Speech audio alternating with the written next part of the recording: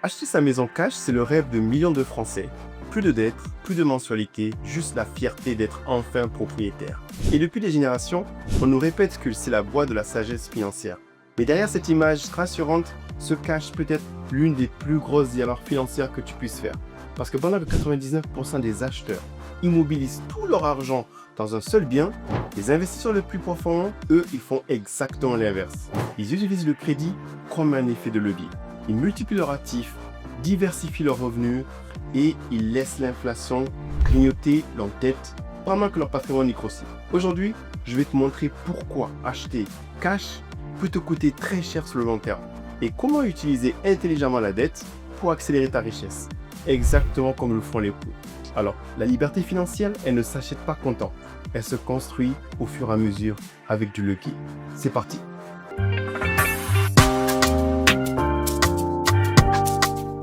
Alors, pour comprendre pourquoi l'achat cash peut être une mauvaise stratégie, il faut d'abord analyser notre relation avec la dette. Pour la majorité d'entre nous, et je pense que tu es concerné, la dette est associée à un stress, une contrainte et une obligation. C'est vrai, une dette de consommation, un prêt pour une voiture qui perd de la valeur ou pour un voyage, c'est souvent une mauvaise idée.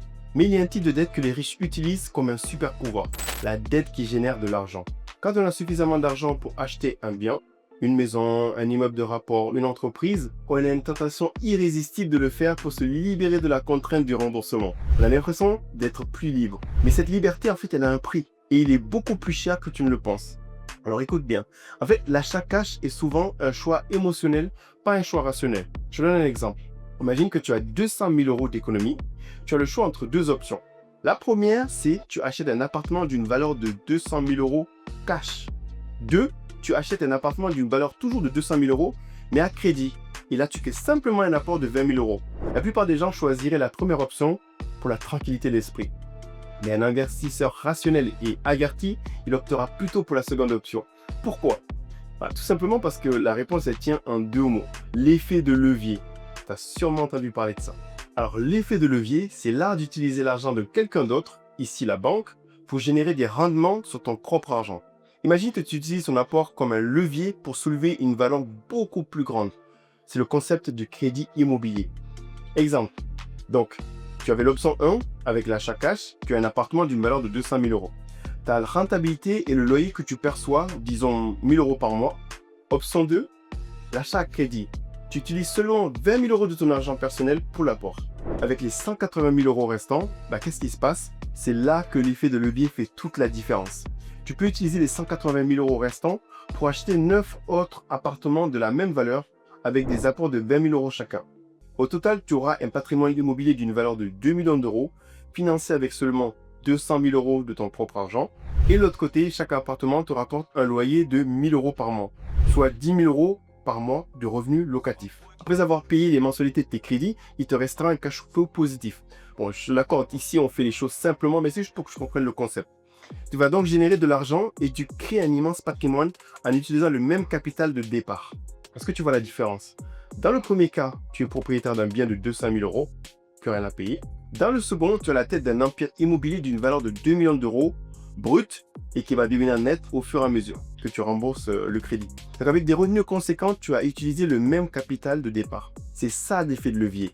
Le crédit n'est pas une contrainte, c'est un outil d'accélération pour ceux qui savent bien l'utiliser. Mais ce n'est pas tout. Il y a un autre joueur sur le terrain que l'on sous-estime souvent, c'est l'inflation. L'inflation, en fait, c'est la perte de pouvoir d'achat de la monnaie. C'est la hausse généralisée des prix. En gros, tes 100 euros d'aujourd'hui n'auront pas la même valeur dans 10 ans. Tu ne peux pas acheter autant de choses. Comment l'inflation t'aide quand tu as un crédit? Quand tu contractes un prêt de 180 000 euros, aujourd'hui, la valeur de cette dette va rester la même. Mais l'argent que tu utilises pour rembourser cette dette aura de moins en moins de valeur avec le temps à cause de l'inflation.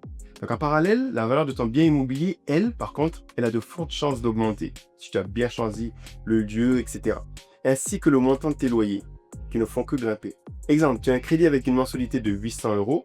Dans 15 ans, avec l'inflation, ces mêmes 800 euros représenteront une part beaucoup plus petite de tes revenus, qui eux aussi ont augmenté, que ce qu'ils représentent aujourd'hui. En même temps, ton appartement qui valait 200 000 euros, au départ, avec un peu de chance, il en vaudra peut-être 300 000 euros. Donc le crédit, c'est le seul moment où la dette est ton ami. Elle se déprécie avec le temps alors que ton bien s'apprécie. Évidemment, tu penses que tout n'est pas rose, l'achat à crédit n'est pas sans risque.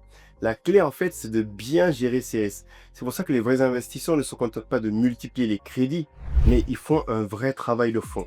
C'est-à-dire, avec le calcul du cash flow, commencer, un investisseur intelligent, en fait, il va s'assurer que les loyers couvrent largement la mensualité du crédit et les autres charges. Donc, la taxe foncière, l'entretien, auquel on ne pense pas initialement. C'est ce qu'on appelle le cash flow positif. C'est le sang qui va alimenter ton futur empire. La diversification. Donc, en utilisant l'effet de levier pour acquérir plusieurs biens, tu réduis le risque. Au même endroit, pas la même taille, etc. Si un de tes locataires ne paye pas son loyer, tu as encore les revenus des 9 autres pour couvrir les dépenses. En achetant un seul bien cash, ici, en fait, si un problème survient, c'est la totalité de ton capital qui est immobilisé et c'est toi qui dois renflouer les caisses pendant ce temps-là. Donc, également, la gestion des imprévus. Les investisseurs, ils gardent toujours une part de leur argent en réserve pour faire face aux imprévus. Donc, les travaux, les vacances locatives, etc. Ils ne mettent pas tous les œufs dans le même panier. On raconte que l'un des secrets de Donald Trump, avant sa présidence, bien sûr, c'était que pour construire son empire immobilier, il a utilisé au maximum l'argent des banques et il s'est battu en fait sans relâche pour obtenir les taux les plus bas avec les conditions les plus avantageuses. Je pense que vous l'avez compris, c'est de là que vient sa capacité à négocier à l'extrême. Il a su transformer en fait la dette en levier de puissance, tout simplement. Son empire, c'est une preuve que le crédit, bien utilisé, c'est un outil redoutable. Alors voici les points les plus importants à retenir de cette vidéo. Le mythe de l'achat cash. En fait, c'est une erreur de penser que ne pas avoir de dette, c'est le but ultime. L'achat cash immobilise ton capital, tu ne peux plus rien faire. L'effet de levier, donc le crédit, c'est un outil puissant pour utiliser l'argent de la banque ou de quelqu'un d'autre et créer un patrimoine bien plus grand que si tu avais acheté cash ou tout par toi-même. L'inflation, dans ce cas-là, c'est ton avis. La valeur de ta dette, elle va diminuer avec le temps à cause de l'inflation, alors que la valeur de ton bien et tes loyers, eux, ils vont continuer à augmenter. Également, la gestion des risques, l'effet de le levier n'est pas sans risque. Les vrais investisseurs, ils vont gérer les risques en s'assurant d'avoir un cash flow positif et en diversifiant le maximum leur investissement. J'espère que cette vidéo t'a plu et t'a fait voir le crédit sous un autre jour. En fait, il faut savoir que le crédit, c'est pas un danger en soi. C'est un outil, tout simplement. Et comme pour tout outil, il peut être utilisé pour construire de grandes choses ou pour se faire du mal. La différence réside dans ta connaissance comme d'habitude. Donc maintenant, tu as le secret en fait de grands investisseurs. À toi de choisir si tu veux l'utiliser pour construire ton propre patrimoine ou pas. Donc, n'oublie pas également que le 15 novembre 2025, tu as le JAMA Summit, le salon des investisseurs, où justement, tu pourras rencontrer des experts en immobilier avec lesquels tu pourras aller un peu plus loin sur toutes tes questions si ça t'intéresse. Si cette vidéo t'a plu, comme d'habitude, lâche un commentaire, like, abonne-toi. Si ce n'est pas déjà fait, active la cloche. Et comme je le dis toujours, à bientôt. Tout le monde peut devenir un investisseur.